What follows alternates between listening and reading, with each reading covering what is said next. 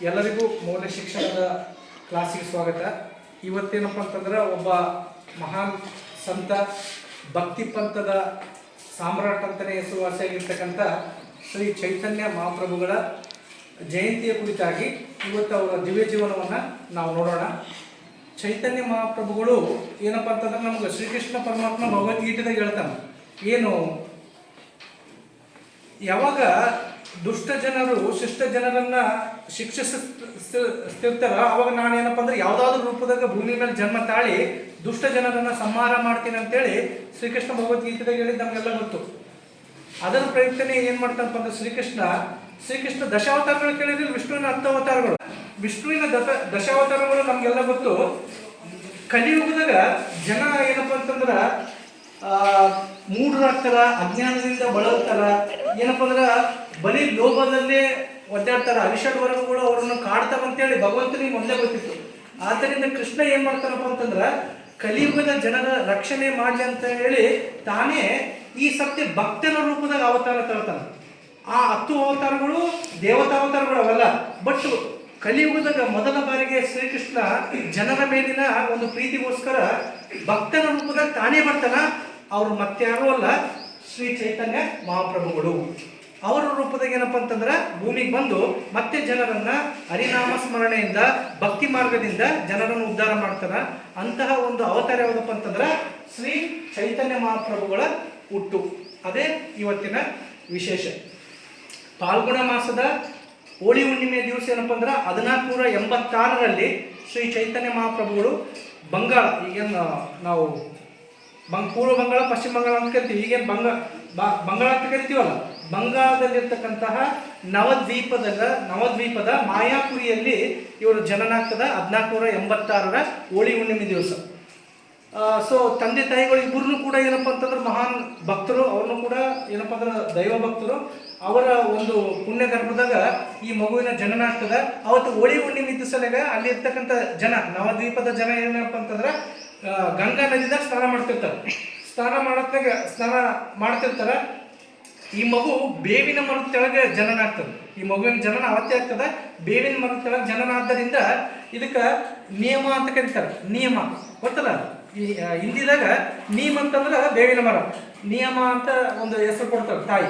ಮತ್ತೆ ಬಂಗಾರದಂಗೆ ಹೊಳಿತಿರ್ತದೆ ಮುಖ, ಎಲ್ಲ ಬಾಡಿ ಬಂಗಾರದಂತ ಹೊಳಿತಿರ್ತದೆ. ಅದಕ್ಕೆ ಇವ್ರಿಗೆ ಗೌರಾಂಗ ಅಂತ ಕರೀತಾರೆ. ಗೌರಾಂಗ ಅಂತಂದ್ರೆ ಸುವರ್ಣ, ಏನಪ್ಪ ಅಂತಂದ್ರೆ ಸುವರ್ಣದಂಗೆ ಹೊಳೆಯೋರು ಅಂತ ಅರ್ಥ.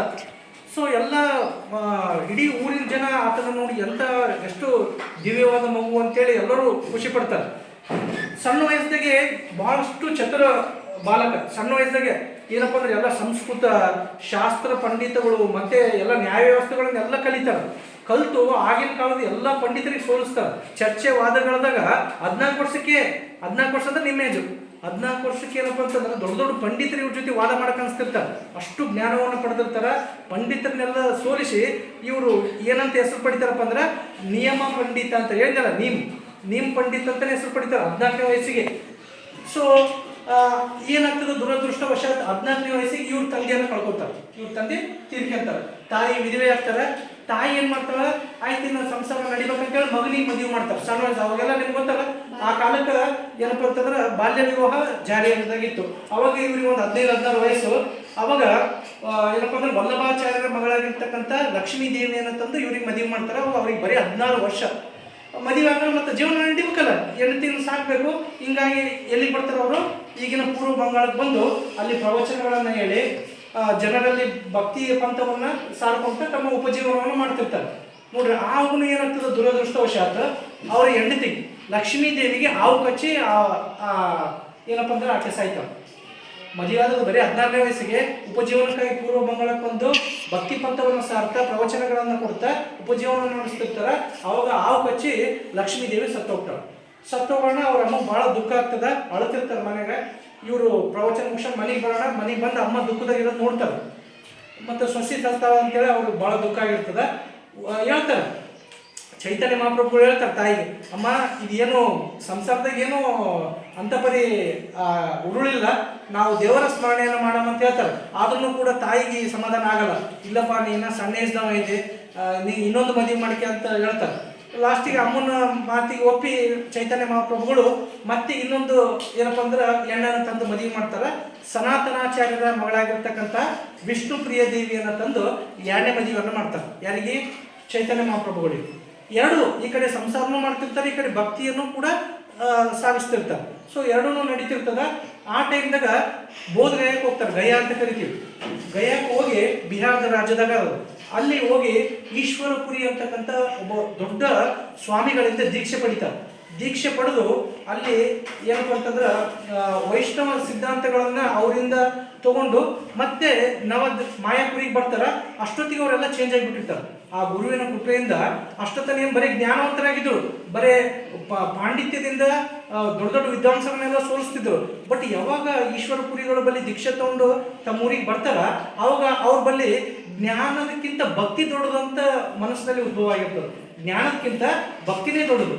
ನಾವು ಹರಿನಾಮ ಸ್ಮರಣೆ ಮಾಡೋದರಿಂದ, ಕೃಷ್ಣನ ಸ್ಮರಣೆ ಮಾಡೋದರಿಂದ ನಾವೇನಪ್ಪ ಅಂತಂದ್ರೆ ಮೋಕ್ಷವನ್ನು ಪಡಿಬಹುದು, ಏನಪ್ಪ ಅಂತಂದ್ರೆ ಜೀವನದಲ್ಲಿ ಬಂದಿರತಕ್ಕಂಥ ಕಷ್ಟಗಳನ್ನು ಕಳ್ಕೊಬಹುದು ಅಂತೇಳಿ ಅರ್ಥ ಮಾಡ್ಕೊಂಡು ಬಂದು ಏನಪ್ಪ ಅಂತಂದ್ರೆ ನವದ್ವೀಪದಾಗ ಅದನ್ನು ಸಾರ್ತಾರೆ. ಜನ ಎಲ್ಲ ನೋಡಿ ಪರೇಶಾನ್ ಆಗ್ತಾರೆ. ಹೋಗೋದ್ನ ಎಷ್ಟು ಜ್ಞಾನವಂತ ಇದ್ದ ಬಹಳಷ್ಟಿಗೆ ಭಕ್ತಿವಂತನಾಗೇನಲ್ಲ ಅಂತೇಳಿ ಅವರಿಗೂ ಖುಷಿ ಆಗ್ತದೆ. ನೆಕ್ಸ್ಟ್ ಭಕ್ತಿ ಪಂಥವನ್ನ ಮೇನ್ ಕೇಂದ್ರ ಅದೇ ಮಾಯಾಪುರ ಅಥವಾ ನವದ್ವೀಪದಾಗ ಸಾರ್ಕೊಂತ ನೆಕ್ಸ್ಟ್ ಬಂಗಾಳದ ತುಂಬೆಲ್ಲ ಅವ್ರಿಗೆ ಭಕ್ತರಾಗ್ತಾರೆ.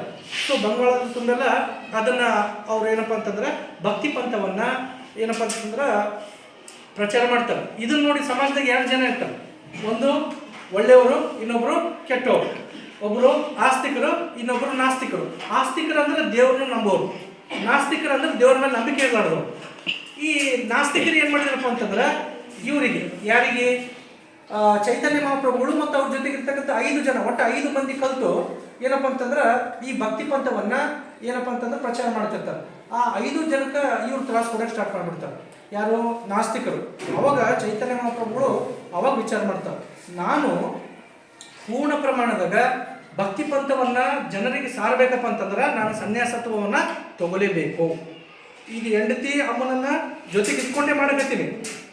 ಈ ಪೂರ್ಣ ಪ್ರಮಾಣದಾಗ ಮಾಡಬೇಕಪ್ಪ ಅಂತಂದ್ರೆ ನಾವು ಸನ್ಯಾಸತ್ವವನ್ನು ಸ್ವೀಕಾರ ಮಾಡಲೇಬೇಕಂತ ನಿರ್ಧಾರ ಮಾಡಿ 24ನೇ ವಯಸ್ಸಿದಾಗೆ ಏನ್ ಮಾಡ್ತಾರಪ್ಪ ಅಂತಂದ್ರೆ ಸನ್ಯಾಸತ್ವವನ್ನ ಕೇಶವ ಸ್ವಾಮಿಗಳಿಂದ ಸ್ವೀಕಾರ ಮಾಡಿ ಪೂರ್ಣ ಪ್ರಮಾಣದಲ್ಲಿ ಸನ್ಯಾಸಿ ಆಗ್ತಾರೆ. ಯೌವನದ ಹೆಂಡತಿ ಮತ್ತು ವಯಸ್ಸಾದ ತಾಯಿಯನ್ನು ಬಿಟ್ಟು ಏನಪ್ಪ ಅಂತಂದ್ರೆ ಕಾವಿ ಬಟ್ಟೆ ಹಾಕೊಂಡು ಕೇಶವ ಸ್ವಾಮಿಗಳಿಂದ ಸನ್ಯಾಸತ್ವವನ್ನು ಸ್ವೀಕಾರ ಮಾಡಿ ಏನು ಮಾಡ್ತಾರಪ್ಪ ಅಂತಂದ್ರೆ ಪೂರ್ಣ ಪ್ರಮಾಣದಾಗ ಏನು ನಾಮಸ್ಮರಣೆಯನ್ನು ಇಡೀ ಬಂಗಾಳದಾದ್ಯಂತ ಪ್ರಚಾರ ಮಾಡ್ಕೊಂತ ಹೋಗ್ತಾರೆ. ಸೊ ಆ ಟೈಮ್ದಾಗ ಏನಾಗ್ತದಪ್ಪ ಅಂತಂತಂದ್ರೆ ಅವರು ಪೂರಿಗೆ ಬರ್ತಾರೆ. ಪೂರಿ ಗೊತ್ತಲ್ಲ, ಪೂರಿ ಜಗನ್ನಾಥ್ ಒಡಿಶಾ. ಅಲ್ಲಿ ಬಂದು ಅಲ್ಲಿ ಅವರ ಸ್ನೇಹಿತರ ಏನಪ್ಪ ಅಂತಂದ್ರೆ ಒಂದು ಮನೆಯಲ್ಲಿ ಉಳ್ಕೋತಾರೆ. ಅಲ್ಲಿಂದ ಏನಪ್ಪ ಅಂತಂದ್ರೆ ಪೂರಿದಾಗ ನಮ್ಗೆಲ್ಲರಿಗೂ ಗೊತ್ತು, ಇಡೀ ವರ್ಲ್ಡ್ದಾಗೆ ಫೇಮಸ್ ರಥಯಾತ್ರೆ ಅಂದ್ರೆ ಪೂರಿ ರಥಯಾತ್ರೆ. ಲಕ್ಷಾಂತರ ಜನ ಭಾಗವಹಿಸ್ತಕ್ಕಂಥ ಜಾತ್ರೆ ಅದು ರಥಯಾತ್ರೆ. ಆ ರಥಯಾತ್ರೆದಾಗ ಇವರು ಹರೇ ಕೃಷ್ಣ ಹರೇ ರಾಮ ಏನಪ್ಪ ಅಂದ್ರೆ ಮಂತ್ರವನ್ನ ಆಡ್ತಾ ಡ್ಯಾನ್ಸ್ ನೃತ್ಯವನ್ನು ದೇವರ ನೃತ್ಯವನ್ನು ಮಾಡಿದ್ ನೋಡಿ ಇಡೀ ಏನು ಒಡಿಶಾದಲ್ಲಿರ್ತಕ್ಕಂಥ ಜನ ಎಂಥ ಸಾಧು ಸಂತರು ಇವರು ಅಂತೇಳಿ ಅವ್ರನ್ನ ಹಾಡಿ ಹೋಗಿ ಅವರು ಭಕ್ತರಾಗ್ತಾರೆ. ಅವ್ರನ್ನೂ ಕೂಡ ಹರಿನಾಮ ಸ್ಮರಣೆಯಿಂದ ಅವ್ರನ್ನೂ ಕೂಡ ಪ್ರಭಾವಿತರಾಗ್ತಾರೆ. ಆಮೇಲೆ ಏನು ಮಾಡ್ತಾರೆ, ಸ್ವಲ್ಪ ದೇಶವನ್ನು ಸುತ್ತಿ ಬರೋಣ, ಹರಿನಾಮವನ್ನು ಬರೀ ಒಡಿಶಾ ಮತ್ತು ಬಂಗಾಳ ಭಾರತದಾದ್ಯಂತ ಪ್ರಚಾರ ಮಾಡೋಣ ಅಂತೇಳಿ ದಟ್ ಮೀನ್ಸ್ ಕಾಲ್ನಡಿಗೆಯಲ್ಲಿ ಪಾದಯಾತ್ರೆ ಮೂಲಕ ಏನಪ್ಪ ಅಂದ್ರೆ ದಕ್ಷಿಣ ಭಾರತಕ್ಕೆ ಬರ್ತಾರೆ. ದಕ್ಷಿಣ ಭಾರತ ಈ ಕಡೆ ಎಲ್ಲ ಕೇರಳ, ಕರ್ನಾಟಕ, ತಮಿಳುನಾಡು, ಇದು ಕನ್ಯಾಕುಮಾರಿ ತನಕ ಹೋಗ್ತಾರೆ. ಸೊ ಕೃಷ್ಣದಾಸ್ ಅಂತಕ್ಕಂಥ ಒಬ್ಬರ ಜೊತೆಗೆ ಏನಪ್ಪ ಅಂತಂದ್ರೆ ಅವರು ಹಳ್ಳಿಗೂ ಕೂಡ ನಮ್ಮ ದಕ್ಷಿಣ ಭಾರತದ ಹಳ್ಳಿಗೆ ಹೋಗಿನಪ್ಪ ಅಂತಂದ್ರೆ ಕೃಷ್ಣ ತತ್ವವನ್ನ ಪ್ರಚಾರ ಮಾಡ್ತಾರ. ಅವ್ರು ಹೇಳೋದೊಂದೇ, ದೇವರನ್ನ ಸ್ಮರಿಸ್ರಿ, ದೇವರ ಜಪವನ್ನ ದಿನಾಲು ಮಾಡ್ರಿ, ನಿಮ್ಮ ಕಷ್ಟಗಳನ್ನೆಲ್ಲ ಪಾರು ಮಾಡವ ಭಗವಂತ. ಮತ್ತೆ ಇನ್ನೊಂದು ತತ್ವ ಹೇಳ್ತಾರ, ಅವ್ರದ್ದು ದ್ವೈತ ಸಿದ್ಧಾಂತ. ದ್ವೈತ ಸಿದ್ಧಾಂತ ಅಂದ್ರೆ ಏನಪ್ಪ ಅಂದ್ರೆ ದೇವರು ಬೇರೆ, ಮನುಷ್ಯ ಬೇರೆ. ದಟ್ ಮೀನ್ಸ್ ದೇವರು ಸೃಷ್ಟಿ ಮಾಡಿರ್ತಕ್ಕಂಥ ಒಂದು ಬೇರೆ. ಅವ್ರು ಬಹಳ ಚಂದ ಉದಾಹರಣೆ ಹೇಳ್ತಾರೆ. ಸೂರ್ಯ ನೋಡಿದ್ರೆ ಸೂರ್ಯ ಬೇರೆ, ಸೂರ್ಯನ ಕಿರಣ ಬೇರೆ. ಸೂರ್ಯನಿಂದ ಸೂರ್ಯನ ಕಿರಣಗಳು ಬರ್ತಾವ. ಬಟ್ ಸೂರ್ಯನ ಕಿರಣಗಳು ಯಾವತ್ತೂ ಸೂರ್ಯ ಆಗಲ್ಲ. ನಾವು ಸೂರ್ಯನಲ್ಲಿ ಅಷ್ಟು ಅಗಾಧವಾದ ಶಕ್ತಿ ಅದ. ದೇವರನ್ನು ಕೂಡ ಸೂರ್ಯನ ಸಮಾನ, ದೇವರು ಸೂರ್ಯನ ಸಮಾನ. ನಾವೆಲ್ಲ ಮನುಷ್ಯರು ಅಥವಾ ಪ್ರಾಣಿ ಪಕ್ಷಿಗಳೆಲ್ಲ ಸೂರ್ಯನ ಕಿರಣ ಸಮಾನ. ನಾವು ದೇವರಿಂದನೇ ಬಂದವರು ಇಲ್ಲ ಅಂತಲ್ಲ, ಆತನ ಸೃಷ್ಟಿನೇ, ಆಗ ನಾವು ಆತಕ್ಕೆ ಸಮಾನ ಆಗಲ್ಲ. ಸೂರ್ಯನ ಕಿರಣಗಳು ಸೂರ್ಯನಿಂದಲೇ ಬಂದಿರ್ತಾವ, ಆದ್ರೆ ಸೂರ್ಯನಷ್ಟು ಶಕ್ತಿ ಆ ಕಿರಣದ ಬಳಿ ಇರಲ್ಲ ಅಂತೇಳಿ ಅದ್ಭುತ ಜ್ಞಾನದಿಂದ ಏನಪ್ಪ ಅಂದ್ರೆ ಎಲ್ಲರಿಗೂ ಕೂಡ ಕೃಷ್ಣ ತತ್ವವನ್ನು ಬೋಧಿಸ್ಕೊಂತ ಹೋಗ್ತಿರ್ತಾರೆ. ನೋಡ್ರಿ ಅವ್ರದ್ದು ಎಷ್ಟು ಚಂದ ಆಡ್ತಿರ್ತಾರೆ ಕೀರ್ತನೆಗಳನ್ನಂದ್ರ, ಅವರು ಕಾಡದಾಗ ಹೊಂಟಾಗ ಈ ಪದಗಳನ್ನ ಕೃಷ್ಣನ ತತ್ವದ ಪದಗಳನ್ನ ಆಡ್ತಿದ್ರ ದನ ಕರುಗಳೆಲ್ಲ ಡ್ಯಾನ್ಸ್ ಮಾಡ್ತಿದ್ವು ಅಂತ. ಅಷ್ಟು ಚಂದ ಏನಪ್ಪ ಅಂದ್ರೆ ಅವರು ಕೀರ್ತನೆಗಳನ್ನ ಆಡ್ತಿರ್ತಾರೆ. ಇದೇ ರೀತಿ ಹೋಗ್ತಾ ಇರ್ತಾರೆ. ಹೋಗೋ ಟೈಮಿಗೆ ನಾನು ಮೊದಲು ಹೇಳಿದೆ, ಬಹಳ ದೊಡ್ಡ ಸಂತರು, ಬಹಳಷ್ಟು ದೇವರ ಕೃಪೆಯಿಂದ ಅವರಿಗೆ ಏನಪ್ಪ ಅಂದ್ರೆ ಸಿದ್ಧಿಗಳು ಪ್ರಾಪ್ತಿಯಾಗಿರ್ತಾವೆ. ಅವರು ಕೇಳಿದ ಅವರು ಇಂಥ ಸಂತರೆಲ್ಲ ನಮ್ಮ ಹಳ್ಳಿಗೆ ಬರಕತ್ತಾರೆ ಅಂತ ಕೇಳಿ ವಾಸುದೇವ ಅಂತ ಒಬ್ಬ ಮನುಷ್ಯ ಇರ್ತಾನೆ. ಆತನ ಕುಷ್ಠರೋಗ ಬಂದಿರ್ತದೆ. ಆತ ಎಲ್ಲ ಕಡೆ ತೋರಿಸ್ತಾನ, ಆರಾಮಾಗಿಲ್ಲ.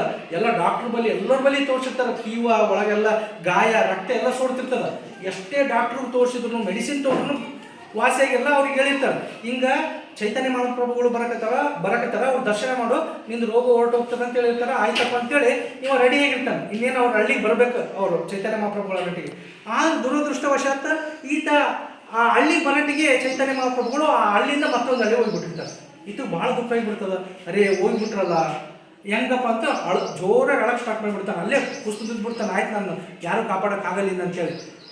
ಬೇರೆ ಹಳ್ಳಿಗೆ ಹೋಗಿರ್ತಕ್ಕಂಥ ಚೈತನ್ಯ ಮಹಾಪ್ರಭುಗಳು ಇವಂದು ಮನಸ್ಸಿನಾಗೆ ಅರ್ಥ ಮಾಡ್ಕೋತಾರೆ ಕಣ್ಮುಚ್ಚಿ. ಅಲ್ಲಿ ಏನಾಗಿದೆ ಸೀದಾ ಕಣ್ಣು ಅವ್ರು ಅಂದ್ರೆ ಅಂಥ ಸಿದ್ಧಿಗಳು ಅವ್ರ ಬಳಿ ಇರ್ತಾವೆ. ಸೊ ಸೀದಾ ಕಣ್ಣು ತೆಗೆಟಿಗೆ ಅವ ಇನ್ನೇನು ಹೇಳಿದ್ದಾರೆ ಬಿದ್ದಿರ್ತಾನಂತ. ಕಣ್ಣು ತೆಗೆಟಿಗೆ ಚೈತನ್ಯ ಮಹಾಪ್ರಭುಗಳು ಅವನನ್ನು ಹಗ್ಗು ಮಾಡಿರ್ತಾರೆ, ತಪ್ಕೊಂಡಿರ್ತಾರೆ. ಹಗ್ಗ ಆಗಷ್ಟಿಗೆ ಏನಾಗಿರ್ತದೆ, ಅವ್ನು ಕುಷ್ಠರೋಗ ಎಲ್ಲ ಮಾಯ ಆಗಿರ್ತದೆ. ಅವ್ರೇನು ಸ್ಪರ್ಶ ಮಾಡ್ತಾರಲ್ಲ ಅವ್ನ ದೇಹವನ್ನ, ಇಡೀ ಕುಷ್ಠರೋಗ ಎಲ್ಲ ಮಾಯ ಆಗ್ತದ. ಆಮೇಲೆ ಭಾಳ ಆತ ಖುಷಿಯಿಂದ ಅವ್ರು ಖಾಲಿ ಬಿಡ್ತಾನ. ಅವಾಗ ಹೇಳ್ತಾರೆ, ನೀನು ಕೂಡ ಹರಿನಾಮವನ್ನು ಸ್ಮರಣೆ ಮಾಡು, ದೇವರ ವಿಷ್ಣುವನ್ನ ಒಟ್ಟ ದೇವರ ಏನಪ್ಪ ಅಂದ್ರೆ ನಾಮವನ್ನು ನಿನ್ನ ನಾಲಿಗೆಯಲ್ಲಿ ಬಳಸು, ನಿನ್ನ ಕಷ್ಟಗಳೆಲ್ಲ ವಾಸಿ ಆಗ್ತಾವೆ ಅಂತೇಳಿ ಮತ್ತೇನಪ್ಪ ಅಂದ್ರೆ ಮುಂದಕ್ಕೆ ಹೋಗ್ತಾರೆ. 2 ವರ್ಷಗಳ ಕಾಲ ಪಾದಯಾತ್ರೆ ಮಾಡಿ ಕನ್ಯಾಕುಮಾರಿ ತನ ಎಲ್ಲ ಹಳ್ಳಿಗಳಿಗೆ ಹೋಗಿ ಏನಪ್ಪ ಅಂತಂದ್ರೆ ಕೃಷ್ಣ ತತ್ವವನ್ನು ಪ್ರಚಾರ ಮಾಡಿ ಮತ್ತೆ ವಾಪಸ್ ಬರತ್ನಾಗ ಭೀಮಾ ತೀರದ ಪಂಡ್ರಾಪುರವನ್ನು ನೋಡಿಕೊಂಡು ಮತ್ತೆ ಪೂರಿಗೆ ಬರ್ತಾರೆ. ಅವರು 18 ವರ್ಷಗಳ ಕಾಲ ಪೂರಿಯಲ್ಲೇ ಇರ್ತಾರೆ. ತಮ್ಮ ಕೊನೆಯ ದಿನಗಳನ್ನು ಅವರು ಪೂರಿಯಲ್ಲೇ ಕಳೀತಾರೆ. ಅವರು ಬದುಕಿದ್ದು 48 ವರ್ಷಗಳು ಮಾತ್ರ. 48 ವರ್ಷ. 1543ದಾಗ ಏನಪ್ಪ ಅಂತಂತಂದ್ರೆ ಹೇಳಿದ್ದೆ ಪೂರಿದಾಗ ಅವ್ರದ್ದು ಕೊನೆಯ ದಿನಗಳನ್ನು ಕಳೀತಾರೆ. ಅವ್ರದ್ದು ಕೆಲವೊಂದು ಪವಾಡಗಳು ಏನು ಸಣ್ಣವಿರತ್ನಾಗ ಅವರು ತಂದೆ ತಾಯಿ ಮನೆಯಾಗ ಒಂದ್ಸತಿ ಒಬ್ಬ ಬ್ರಾಹ್ಮಣ ಬಂದಿರ್ತಾನೆ. ಆತ ಅಡಿಗೆ ಮಾಡಿ ಕೃಷ್ಣಗೆ ನೈವೇದ್ಯ ಮಾಡ್ಬೇಕಂತ ರೆಡಿ ಮಾಡಿ ಇಟ್ಟಿರ್ತಾನೆ. ಈತ ಬಂದು ತಿನ್ನೋದು. ಅವಾಗೇನೋ ಸಣ್ಣವರಲ್ಲ ಇವರು ಕೃಷ್ಣ ಚೈತನ್ಯ ಮಹಾಪ್ರಭುಗಳು, ಅದನ್ನು ತಿನ್ನೋರು. ಅದಕ್ಕೆ ಸಿಟ್ಟು ಬರೋದು. ದೇವ್ರಿಗೆ ಪ್ರಸಾದ ಮಾಡ್ಬೇಕಂತ ಇಟ್ಟಿನಿ, ಇವ ತಿನ್ನಲ್ಲಪ್ಪ ಅಂತ ಸಿಟ್ಟು ಬರ್ತದೆ. ಓಲಿ ಬಿಡು ಸಣ್ಣ ಹುಡುಗ ಅಂತ ಇನ್ನೊಂದ್ಸರ್ತಿ ಅಡಿಗೆ ಮಾಡ್ತಾರೆ. ಇನ್ನೊಂದ್ಸರ್ತಿ ಅಡಿಗೆ ಮಾಡಿದ್ರು ಕೂಡ ಇನ್ನೇನು ದೇವ್ರಿಗೆ ಅರ್ಪಣೆ ಮಾಡ್ಬೇಕನ್ನೋಟಿಗೆ ಬಂದು ಮತ್ತೆ ಆ ಹುಡುಗ ತಿಂತಾನೆ. ಮತ್ತೆ ಸಿಟ್ಟು ಬರ್ತದ, ಏನಿದು 2 ಸರ್ತಿ ಅಡಿಗೆ ಮಾಡಕತ್ತೀನಿ, ಇವನೇ ತಿನ್ಲಕತ್ತಾನ ಅಂತೇಳಿ ಅವ್ರ ಅಪ್ಪಗೆ ಹೇಳ್ತಾರೆ ಚೈತನ್ಯ ಮಹಾಪ್ರಭುಗಳು ಅಪ್ಪರಿಗೆ. ಲಾಸ್ಟಿಗೆ ಮನೋಜ್ ಇದೊಂದು ಸತ್ಯ ಮಾಡಪ್ಪ, ಏನೋ ಸಣ್ಣ ಹುಡುಗ ಅಂತೇಳಿ 3ನೇ ಸತ್ಯನೂ ಮಾಡೋಟಿಗೆ ಇವರೆಲ್ಲ ಮಕ್ಕೊಂಡ್ಬಿಟ್ಟಿರ್ತಾರೆ, ನಿದ್ದೆ ಹೋಗಿಬಿಟ್ಟಿರ್ತದೆ.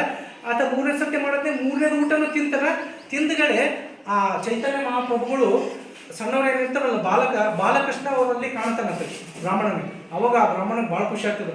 ಇವ್ರು ಕೃಷ್ಣನ ರೂಪನೇ ಅಂತೇಳಿ ತಮ್ಮ ರೂಪವನ್ನು ತೋರಿಸ್ತಾರೆ, ಆತಗೆ ನಮಸ್ಕಾರ ಮಾಡ್ತಾರೆ. ಇದು ಒಂದು ಲೀಲೆ ಅವ್ರು ಸಣ್ಣವರು ಇರುತ್ತೆ. ಮತ್ತೆ ಇನ್ನೊಂದೇನಪ್ಪ ಅಂತಂದ್ರೆ ಒಂದ್ಸತಿ ಕಿಡ್ನಾಪ್ ಮಾಡ್ಕೊಂಡು ಹೋಗ್ಬಿಟ್ಟಿರ್ತಾರೆ ಕಳ್ಳರು. ಇವ್ರ ಮೈಮೇಲೆಲ್ಲ ಬಂಗಾರ ಇರೋದು ನೋಡಿ ಕಳ್ಳರು ಇವ್ರನ್ನ ಸಣ್ಣ ವಯಸ್ಸಲ್ಲಿ ಕಿಡ್ನಾಪ್ ಮಾಡ್ಕೊಂಡು ಹೋಗ್ಬಿಟ್ಟಿರ್ತಾರೆ. ಇವರು ಹೇಳಿದೆ ಮೊದಲೇ ದೊಡ್ಡ ದೈವಾಂಶ ಸಂಭೂತರು ಅಂತೇಳಿ. ಇವರು ತಮ್ಮ ಮಾಯಾಶಕ್ತಿಯಿಂದ ಆ ಕಳ್ಳರನ್ನ ಏನು ಮಾಡ್ತಾರೆ, ಮತ್ತೆ ತಂದು ತಮ್ಮ ಮನೆ ಬಲ್ಲಿ ಬಿಡಂಗೆ ಮಾಡ್ತಾರೆ. ಆ ಕಳ್ಳರು ಮತ್ತೆ ಈ ಹುಡುಗ ಬೇಡಪ್ಪ ಇವ ದೈವಾಂತ ಸಂಭೂತರು ಇದ್ದಂಗೆ ಅಂತೇಳಿ ತಮ್ಮ ಮನೆ ಬಲ್ಲಿ ತಂದ ಬಿಟ್ಟು ಮನೆ ಒಳಗೆ ಬಿಟ್ಟು ಹೋಗ್ತಾರೆ. ಮತ್ತೆ ಒಳಗೆ ಬಿಟ್ಟರು ಅಂದ್ರೆ ಹೊಡಿತಾರೆ ನಮ್ಮ ಕಳ್ಳರು ಅಂತೇಳಿ ಮನೆ ಬಲ್ಲೇ ಬಿಟ್ಟು ಹೋಗ್ತಾರೆ. ಇವ್ರು ಎಷ್ಟು ಕರುಣಾಮಯಿಗಳು, ಸ್ನೇಹಕ್ಕೆ ಎಷ್ಟು ಗೌರವ ಕೊಡ್ತಿದ್ರು. ಇದು ಭಾಳ ಚಂದ ನೋಡಿ. ಫ್ರೆಂಡ್ಶಿಪ್ಪಿಗೆ ಎಷ್ಟು ವ್ಯಾಲ್ಯೂ ಕೊಡ್ತಿದ್ರು ಇವ್ರು ಅನ್ನೋಕ್ಕೆ ಅವ್ರ ಜೀವನದಾಗ ನಡೆದಿರ್ತಕ್ಕಂಥ ಒಂದು ಘಟನೆ. ಇವ್ರ ದೋಸ್ತು ರಘುಪತಿ ಮತ್ತು ನಿಯಮ್ ಹೇಳಿದ್ನಲ್ಲ ಸಣ್ಣ ವಯಸ್ಸಾಗಿ ಇವ್ರ ಹೆಸರೇನ ನಿಯಮ್. ಇವರಿಬ್ಬರು ಅಡಗಿದಾಗ ಹೊಂಟಿರ್ತಾರೆ ಗಂಗಾ ನದಿದಾಗ. ಅಡಗಿದಾಗ ಹೋಗೋದಾಗ ಹೇಳಿದೆ ಭಾಳ ಸಣ್ಣ ವಯಸ್ಸಿನಾಗೆ ಭಾಳ ಪಂಡಿತರು, ಎಲ್ಲ ನ್ಯಾಯವನ್ನು ಸಂಸ್ಕೃತವನ್ನು ವ್ಯಾಕರಣವನ್ನು ಎಲ್ಲ ತಿಳ್ಕೊಂಡವ್ರು. ಆತನೂ ಕೂಡ ದೋಸ್ತನು ಹುಷಾರಿ, ಇವ್ರನ್ನೂ ಹುಷಾರಿ ಆತನೂ ಹುಷಾರಿ. ಇಬ್ಬರು ಕಲಿತ ಆತನೂ ಒಂದು ಗ್ರಂಥ ರಚನೆ ಮಾಡಿರ್ತಾನೆ, ಈತನೂ ಒಂದು ಗ್ರಂಥ ರಚನೆ ಮಾಡಿರ್ತಾನೆ.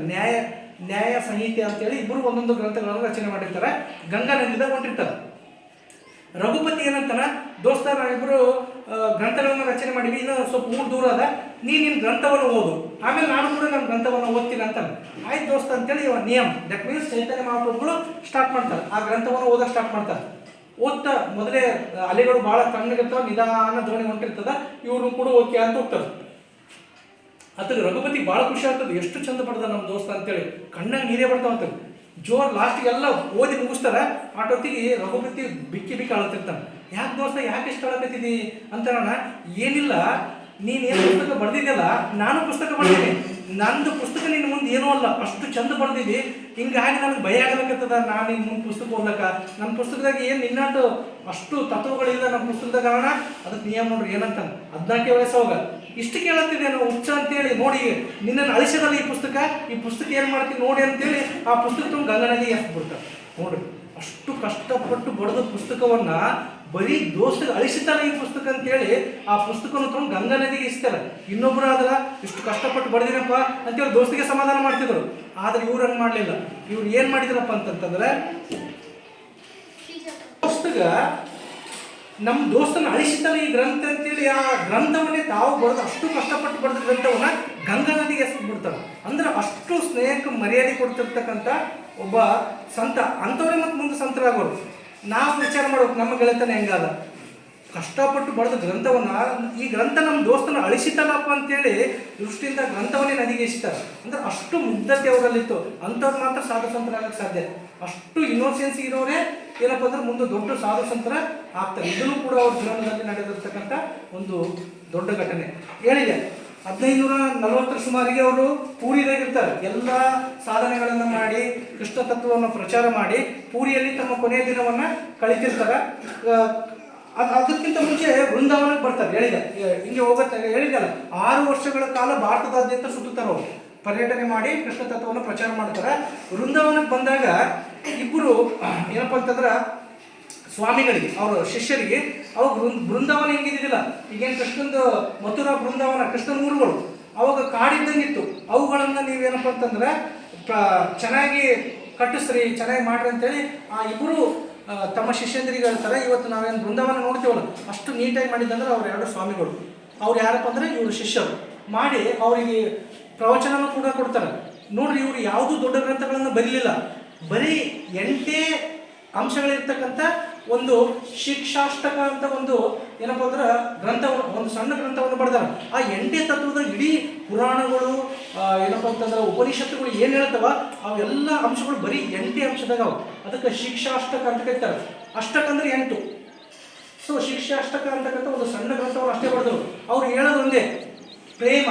ದಟ್ ಮೀನ್ಸ್ ಪ್ರತಿಯೊಂದು ಜೀವಿ ಮೇಲೆ ಪ್ರೇಮ ಇರಲಿ. ಪ್ರತಿ ಜೀವಿಗಳ ಮೇಲೆ, ಬರೀ ಮನುಷ್ಯರಂತಲ್ಲ, ಪಶು ಪ್ರಾಣಿ ಪಕ್ಷಿ, ಕೃಷ್ಣನ ತತ್ವ ಏನು, ಪ್ರೀತಿ ಪ್ರೇಮ. ಪ್ರತಿಯೊಂದ್ರ ಮೇಲೆ ಪ್ರೇಮ ಇಟ್ಕೊಡಿ. ಅದು ಇರ್ಬಿ ಆಗಿರ್ಬೋದು, ಅದು ದನ ಆಗಿರ್ಬೋದು, ಅದು what ever it may be, ಮನುಷ್ಯ ಆಗಿರ್ಬೋದು. ದೇವರು ಸೃಷ್ಟಿ ಮಾಡಿರ್ತಕ್ಕಂಥ ಚರಾಚರ ವಸ್ತುಗಳನ್ನು ಪ್ರೀತಿ ಮಾಡ್ರಿ ಅಂತಕ್ಕಂಥದ್ದೇ ಕೃಷ್ಣ ತತ್ವ. ಇದನ್ನೇ ಏನಪ್ಪ ಅಂತಂದ್ರೆ ಶ್ರೀ ಚೈತನ್ಯ ಮಹಾಪ್ರಭುಗಳು ಜಗತ್ತಿಗೆ ಹೇಳಿ ಹೋದರು. ಜನರಲ್ಲಿರ್ತಕ್ಕಂಥ ಅಜ್ಞಾನವನ್ನು ತೊಲಗಿಸಿದರು, ಜನರಲ್ಲಿರ್ತಕ್ಕಂತಹ ಮೂಢ ನಂಬಿಕೆಗಳನ್ನು ತೊಲಗಿಸಿದರು. ಯಾರೇ ಆಗಲಿ, ನಮ್ಮದು ಒಂದು ನಂಬಿಕೆ ಅದ, ಇಂಥವರೇ ಮೋಕ್ಷಕ್ಕೆ ಅರ್ಹರೇನೋ, ಇಂಥವರೇ ದೇವ್ರ ಬಳಿ ಹೋಗ್ತಾರೇನೋ, ಅವನ್ನೆಲ್ಲ ತೆಗೆದುಹಾಕಿದ ಮೂಢನಂಬಿಕೆಗಳು. ಅವ್ರು ಹೇಳಿದ್ದು ಒಂದೇ, ದೇವರ ನಾಮಸ್ಮರಣೆ ಯಾರನ್ನ ಮಾಡೋಣ, ನೀನು ಜಾತಿ ಧರ್ಮ ಯಾವುದೂ ಬೇಕಾಗಿಲ್ಲ, ನಿನ್ನ ನಾಲಿಗೆಯಲ್ಲಿ ದೇವರ ನಾಮಸ್ಮರಣೆ ಬರ್ತದ, ಆಯ್ತು, ನೀನು ಮೋಕ್ಷಕ್ಕೆ ಅರ್ಹ. ದೇವರು ನಿನ್ನನ್ನು ಕಷ್ಟದ ಸಮಯದಿಂದ ಪಾರು ಮಾಡ್ತಾನೆ. ಅದಕ್ಕಿರೋ ಒಂದೇ ದಾರಿಯಪ್ಪ ಅಂತಂದ್ರೆ ಪ್ರೀತಿ ಮಾಡೋದು, ಪ್ರೇಮದಿಂದ ನೋಡೋದು ಪ್ರತಿಯೊಬ್ಬರನ್ನ. ಯಾಕಂದ್ರೆ ಪ್ರತಿಯೊಬ್ಬರಲ್ಲಿ ಯಾರ ಭಗವಂತನೇ ಇಲ್ಲ, ಪ್ರತಿಯೊಂದು ಚರಾಚರ ವಸ್ತುದಾಗೂ ಭಗವಂತನೇ ಅನ, ಇರಿಬಿದಾಗೂ ಆತನೇ ಅನ, ನಿಮ್ಮೊಳಗೂ ಕೂಡ ಆತನೇ ಅನ. ಆದ್ದರಿಂದ ಈ ಕೃಷ್ಣ ತತ್ವವನ್ನು ಅವರು ಎಲ್ಲೆಡೆ ಪ್ರಚಾರ ಮಾಡಿ ಲಾಸ್ಟಿಗೆ ಎಲ್ಲಿಗೆ ಬರ್ತಾರೆ ಹೇಳಿದೆ, ಪೂರಿದಾಗ 18 ವರ್ಷಗಳ ಕಾಲ ಇರ್ತಾರೆ. ತಮ್ಮ 48ನೇ ವಯಸ್ಸಿದಾಗ ಏನಪ್ಪ ಅಂದ್ರೆ ತಮ್ಮ ಕೊನೆಯ ದಿನಗಳಲ್ಲಿ ಲಾಸ್ಟಿಗೆ ಅವ್ರು ಏನಪ್ಪ ಅಂದ್ರೆ ಅಲ್ಲೇ ಅಂತರ್ಧಾನ ಆಗ್ತಾರೆ. ಅಂತರ್ಧಾನ ಮೀನ್ಸ್ ಅವ್ರು ಸಾವಾಗ್ತದ. ನೋಡ್ರಿ, ಅವ್ರ ಸಾವನ್ನು ಕೂಡ ಎಷ್ಟು ಪ್ರೇರಣಾದಾಯಕವಾಗಿದ್ದಪ್ಪ ಅಂತಂದ್ರೆ, ಅಲ್ಲಿ ತೋಟ ಕೃಷ್ಣ ಮೂರ್ತಿ ಅಂತ ಅದಲ್ಲಿ ಪೂರಿದಾಗ ತೋಟ ಕೃಷ್ಣ ಮೂರ್ತಿ ಅಂತ ಒಂದು ಕೃಷ್ಣನ ವಿಗ್ರಹ ಅದ. ಇವರು ತೀರ್ಕೊಳ್ಳೋಣ, ಇವರು ಆತ್ಮ ಶ್ರೀಕೃಷ್ಣನ ಮೂರ್ತಿದಾಗ ಹೋಗ್ತದಂತ.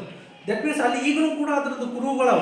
ಆ ತೋಟ ಕೃಷ್ಣ ಮೂರ್ತಿ ಅಂತ ಹೇಳಿದ್ನಲ್ಲ ಪೂರಿದಾಗ, ಅವ್ರ ಆ ಮೂರ್ತಿಯ ಕಾಲ್ಬಲ್ಲಿ ಒಂದು ದೊಡ್ಡ ರಂಧ್ರ ಟೈಪ್ ಅದ.